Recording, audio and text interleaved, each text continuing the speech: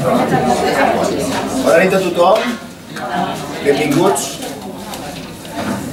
a la presentació d'aquest acte en el que fem públic, en el que donem a conèixer un nou treball, un nou poemari, aquest Més altament vivies, del poeta David Tona. Abans de res, sí que us demanem que els vostres mòbils, els vostres aparells electrònics interfereixin el menys possible, desactiveu les bombes,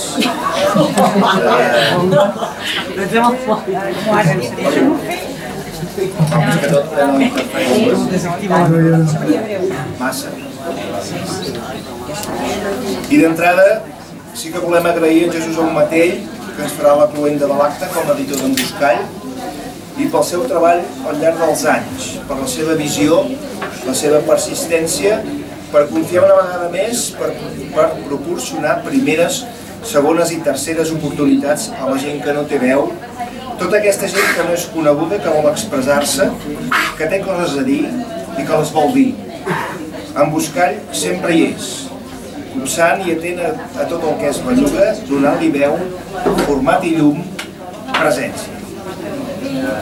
Agraïments també al Cafè L'Occità per oferir-nos aquest entorn confortable per realitzar aquest acte de presentació del poemari d'en David.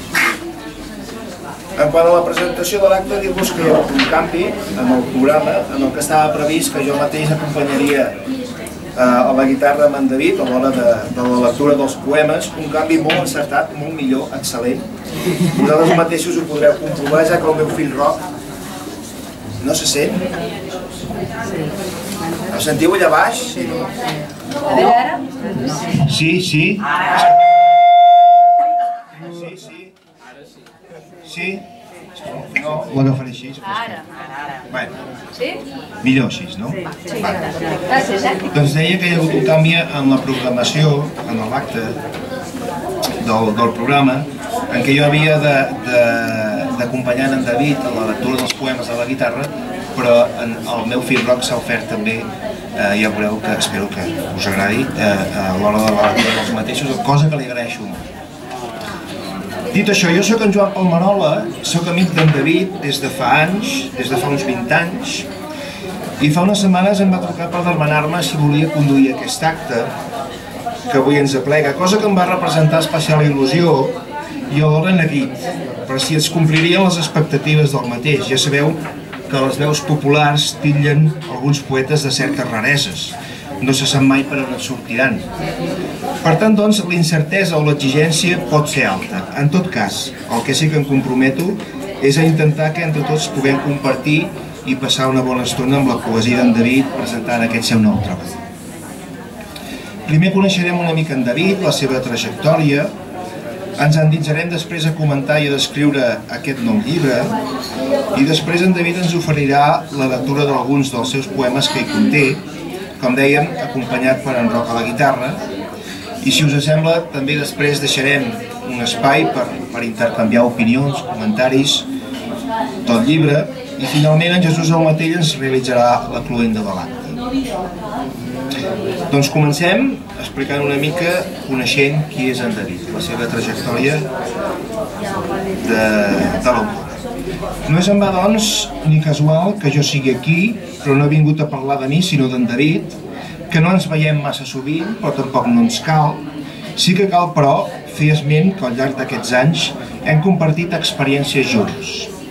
La música, la ràdio, la literatura, especialment la poesia, entre d'altres coses. Fins aquí tot normal, com qualsevol altre mortal, que comparteix l'amanida, el sofà, un pam de sorra a la platja, un tros de pa o la veïna del pis de dalt. Doncs no és tan evident al meu entendre, perquè compartir qüestions artístiques, intel·lectuals, la música, la poesia, són elements íntims, profunds, dels quals n'hem crescut paral·lelament, cosa que enforteix el lligam d'aquesta relació.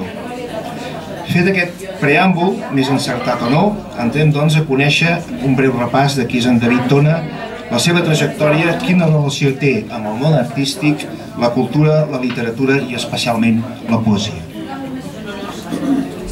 Ara fa 20 anys, el 1994, es constitueix el grup de música pop-rock Nido Malo, En David estava al càrrec de la percussió, la bateria. Van ser 8 anys de música fins a l'any 2002, amb un total de 17 concerts en directe i 2 enregistraments. Concerts com la 11a edició del Mercat de Música Viva de Vic, o de la Cava Jazz, entre d'altres, encara ressonen a la nostra memòria. En David aquí ja ens mostrava la seva vessant d'escriure poesia, d'anys d'evolució, i que l'any 2001 arriba a través d'en Buscall el seu primer recull amb Existència. Existència, com bé fa esment el pròleg en Jesús Aumatell, l'autor està construint la seva pròpia veu, explorant de forma natural, alhora que situant-se al món amb referents com Joan Brossa, i ho fan poemes breus, amb gran capacitat de síntesi, amb elements constants i harmonitzats de la natura. Val a dir que n'és un gran observador. I ho fa sense intermediaris ni etiquetes. Un altre element rellevant és la concepció del temps, en què tot sembla penjar d'un fil, allò que es pot fer fonedís en un instant o es pot perpetuar. Els espais també figuren com un element i marc idoni per fer giravoltar altres elements com el que és quotidià, per connectar-los i expressar sentit. Sovint impersonal, sense escatimar, un to humorístic, a vegades ranci i colpidor. És un recull de poemes que es digereix bé, us el recomano. Seguim endavant. A l'any 2001 també arriba un nou projecte, un projecte que es deia Andròmina. Va ser un experiment poètic que va durar 3 anys. L'objectiu era difondre la poesia a través dels diferents àmbits, aprofitant esdeveniments culturals i socials, com per exemple la programació cultural del Festus de Torelló, festes de barri, celebracions o locals d'oci. Va ser un experiment perquè jugàvem, a banda de la recitació de la poesia, amb imatges visuals que creàvem nosaltres mateixos, per donar lloc a una atmosfera determinada i potenciar així els poemes, acompanyats també amb música. Va ser un format que podríem dir com una performance. Algunes actuacions es van realitzar al Passeig del Ter de Manlleu, al Cafè de l'Orfeó, al Bar Àgora de Vic i també en un local de Gironella. L'any següent, després de dissoldre's el grup de música, amb en David engeguem un nou projecte, a Ràdio Roda de Ter, un projecte radiofònic literari que s'inicia l'any 2002 i té una durada de 9 anys, fins al 2011. Van ser uns anys intensos, de gaudir, de créixer, de difondre a través de les ones radiofòniques la literatura en general, passant per escriptors i escriptores d'arreu i del país, amb continguts diversos, des de l'escenificació d'obres de teatre, relats, assaigs i esdeveniments literaris com Sant Jordi, els Dies Internacionals i programes dedicats a diferents temàtiques. Però el nostre eix principal sempre era la poesia, també la pròpia.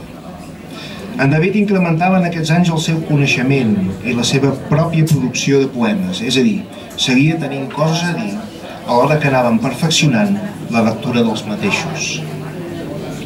És en aquesta època que l'autor va fer incursions en alguns mitjans escrits, com la revista d'àmbit comarcal Tinter de Fusta. Al mateix temps es presentaven diferents concursos literaris, com el Miquel Martí Pol de Poesia de Roda de Ter, el Joan Duc per a joves escriptors de Juneda, o l'Amadeu Oller per a poemes inèdits de Barcelona, sense massa èxit, però persistint en la idea. La presentació en el darrer concurs l'Amadeu Oller li va servir el 2012 com a plataforma per una entrevista radiofònica a Sant Vicenç de Montalt, al Maresme, a la graella de l'aparador de poesia i conduït pel poeta i filòleg Pius Morera. També aquesta setmana tinc entès, David, que has tornat a realitzar una nova entrevista en aquesta emissora radiofònica. Seguim endavant. No és fins al 2008 que en David va obtenir un accèssit en el Premi de Poesia de Gurb, homenatge a Carme Morera pel seu recull de poemes Instants de llum, i l'any següent el primer premi d'aquest certamen en la categoria local amb Temps de barema. S'entreveia ja en els seus poemes un assentament de l'autor en quant a veu pròpia. Sé que vull expressar-me mitjançant la poesia i he triat el meu camí, destruint-se i construint-se, partint de la paraula nua, al so de les mateixes, fugint de mètriques i altres arrabassaments, amb el resultat d'una poesia neta, sense estridències, necessària. Entrem, doncs, en aquest punt, en aquest nou treball d'en David, aquest Més altament vivies, que és un llibre que recull 38 poemes que han estat gestats en els darrers 6 anys. El poemari s'emmarca i veu de Joan Vinyoli des de les hores retrobades del 1951 en vida més alta. Vares tenir la copa de la vida arran dels llavis i bevent mories, perdut el vi, secreta ferida, sofrint, plorant, més altament vivies. David, per què Vinyoli i què hi ha portat a l'hora d'estructurar aquest poemari? Clar, d'entrada Vinyoli, potser per ser un autor clàssic contemporani, el qual segurament he llegit força i d'alguna manera m'haurà influït en el que jo he acabat escrivint en aquest llibre. D'una banda, podríem entendre el motiu seria aquest. D'altra, en quant a construcció o l'estructura del llibre, certament com el poema que ara citaves, potser m'ha donat com a peu, m'ha servit per estructurar-lo en les 4 parts que he fet del llibre. Concretament en els 2 darrers versos d'aquest poema, agafant les 2 paraules, les 4 concretes, em servien com a donar sentit en cada apartat d'aquest. Per tant, que fos el poema en si com un fil conductor a l'hora d'enllaçar els diferents apartats que, malgrat salvar els anys en el qual han estat transcorreguts, es pot contemplar diferents temàtiques i perquè tingués una línia més lineal en tot el conjunt global del llibre. Aquest seria el motiu. En aquest mateix llibre, en aquest primer apartat, Perdut el vi, consta de 9 poemes amb referències als records, als anhels, de qui sóc, arrels i què vull. Poemes que s'estiren correlatius sota aquest mateix títol i en què s'entreveu un procés d'elaboració del vi en cada un dels mateixos. És una qüestió conscient, volguda, aquesta, David? Sí, certament d'alguna manera ho és, perquè en un primer moment sorgeixen un parell de poemes relacionats amb aquesta temàtica, motiu pel qual trobo interessant fer-ne, com qui diu, un petit recull que suggereixi tot aquest procés de l'elaboració del vi, des del principi quan ets llavor, interpretat com el jo, l'ésser, ets llavor, llavors passes cap a ser ceps a vinya, ets vi, t'atrapa la barema, o fins que acabes en el vi en un restaurant o embriac de tot això. Per tant, sí que és volgudament el fet de tenir un cert sentit de producció del vi, relacionat com a metàfora principal aquesta. Va ser volgudament, sí. El que passa que potser és molt breu, no sé si consta de 8-10 poemes, però vaja, la idea potser es pot donar a entendre. Seguint amb més apartats d'aquest poemari, en el segon i tercer apartat, els poemes ens descriuen aspectes quotidians. Per exemple, petites coses, obres, pensaments, sota el títol Secreta ferida i sofrint. En total, hi trobem en aquest segon i tercer apartat 19 poemes. Tinc entès que el poema Aspres té una especial significança per tu, David. Ens podries dir alguna cosa d'això? Sí, clar, en aquest cas concret, com segurament seran d'altres, és el fet potser de posar aquella paraula concreta en un poema. Jo crec que això ja ho deia, no sé si Vinyoli mateix, que fem poemes per posar-hi aquella paraula concreta en el poema. Doncs potser en aquest cas segurament és evident que és així, i això per una banda. I de l'altra potser inevitablement, quan penso en el poema o en la paraula en concret Aspres, és perquè em ve el record del meu avi, quan com a gran hortolà que era, la gran feina o amb una gran maestria, sabia com cuidar-les i d'una manera travada i una feina ben feta en quant al fet de les aspes en si. Ve a ser un petit homenatge en aquest sentit a les aspes i inevitablement en la feina que d'alguna manera feien. Aquest seria el sentit. En David és un poeta resolutiu. Si us hi fixeu, si teniu l'oportunitat de comprar el llibre, el poemari, o de fullejar-lo, si us hi fixeu en la seva estructura general dels seus poemes, en els darrers versos ho mata tot. És el desenllaç, hi ha missatge. Gairebé llegint només el darrer vers se'n pot extreure també el títol. Això que pot semblar tan senzill no ho és. Fruit de la creació d'un format propi, la presentació d'uns elements i escenari que es van engronant en la mesura que el poema creix evocant a un final, sovint categòric, impersonal, a vegades dogmàtic, explicatiu i metafòric. Com heu pogut copsar, en David és un gran observador de la natura i amant de la mateixa, coneixedor, que en aquest darrer apartat, aquest quart apartat del poemari que duu per títol Plorant, apareix el mar com a escenari. Ho veiem amb els poemes com Temporal i Naufragi. Com s'explica això, David, que passem de la muntanya, de la natura al mar? Bé, en quant al mar també no deixa de ser potser un altre escenari de la natura, però vaja, potser passaria una mica el mateix en quant al primer apartat del vi, que volgudament pots construir un petit recull amb la metàfora, en aquest cas el mar, que sigui el general d'aquest apartat. I en aquest va ser una mica així.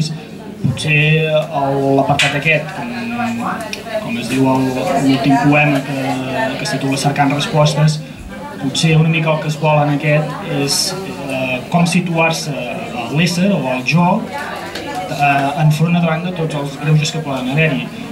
En aquest cas es fa una travessia o un periple en aquest mar en el qual has de salvar esculls o tempestes, sentint-te nàufrag segurament moltes vegades, per arribar potser al final cap a costes amigues. El fet seria aquest, canviar potser d'escenari i en aquest cas l'escollit ha estat la metàfora del mar. Gràcies, David. Arribat a aquest punt, si us sembla bé, coneixent una mica la trajectòria d'en David i havent explicat una mica breument el nou poemari, la seva estructura i els seus poemes, anem a fer una lectura dels mateixos.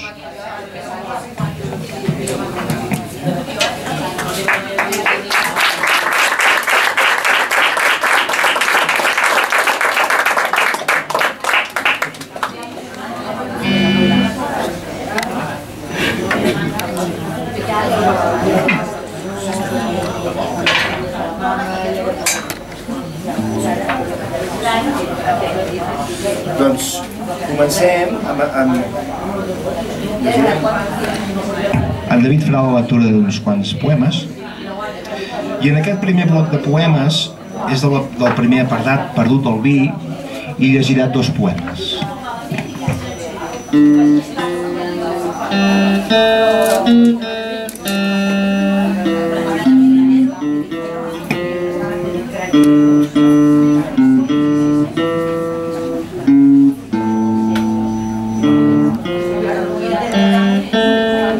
Aquest primer es titula Dues feixes. Vam ser 2 feixes plenes de vinya, plaer de barem als nostres ceps. Vivíem com vi i sommelier, amb l'ànsia de tastar-nos, fins que la filoxera feu el que els nostres cossos no s'atreviren a fer. Els records, com els murs de pedra en sec, vesteixen un país fins que cauen en l'oblit.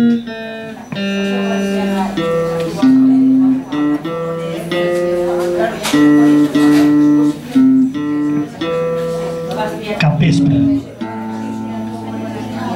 Devia ser un capvespre vermell, d'aquells color de vi, perquè vaig embriagar-me amb el pòsit de la tarda, saó puant cap a la incerta nit. I és en aquesta hora que hi veig clar que la llum, que tu, que tot més ara i sempre, record ínfim d'alguna cosa.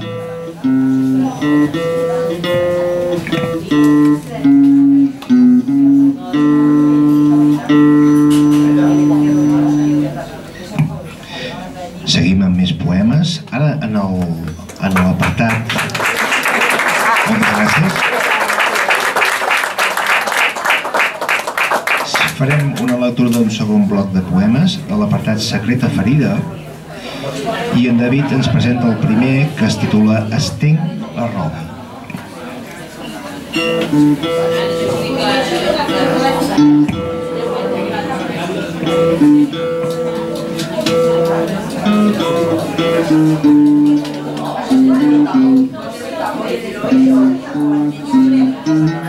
Estenc la roba al cel obert i les agulles m'aguanten fort. Després de passar-me la pastilla de sabó per la pell i haver-ne tret totes les taques redemptores, estic ara entre plantes, màquines que centrifuguen i olors de detergent. Restaré així esperant les mans que em recullin de nou. A vegades, sóc el mitjó que cau al pis de sota.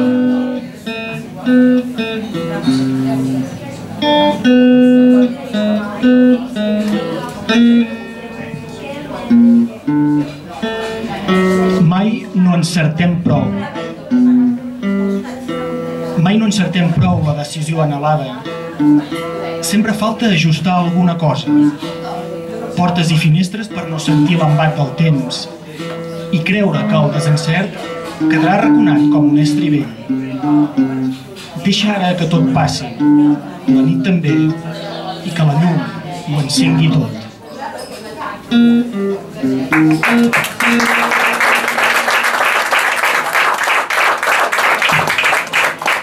Moltes gràcies. Seguim amb dos poemes més, que aquests són de l'apartat Sofrim i en David mateix ens presenta.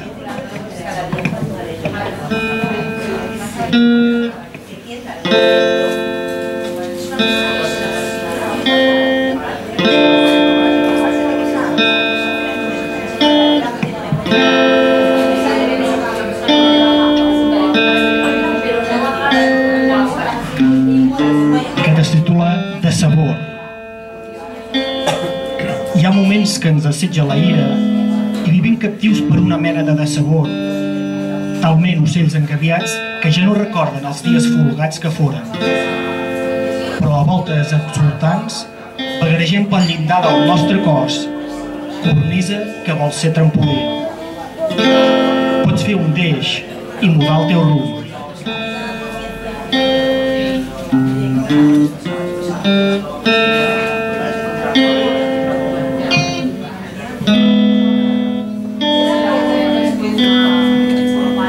Àsperes.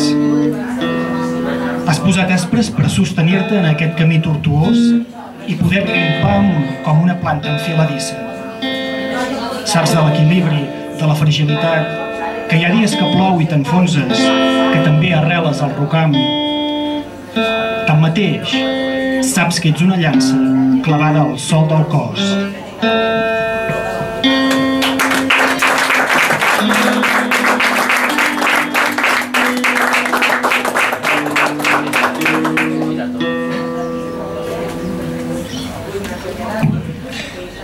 Continuem amb la lectura d'uns dos darrers poemes. Aquests són de l'apartat Plorant i aquest du per nom Exili.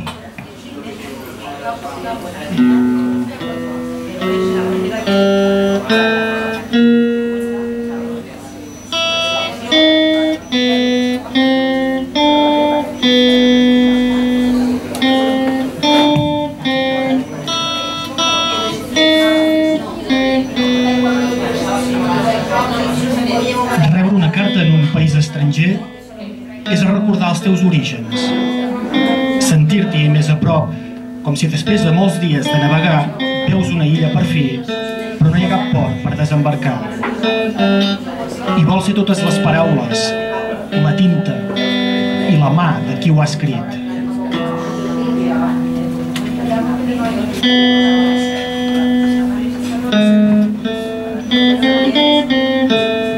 Motor.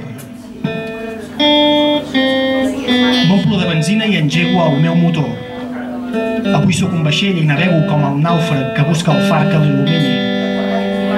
Vaig a contracorrent esquivant tragèdies. La sal del mar em fa de protecció solar. En canvi, els vaixells cadàvers em pateixen les seves conseqüències. No tinc millor destí que aquesta mar que em porta cap al paradís d'enlloc. Dins meu sento l'hèlice que talla l'aigua com un ganivet.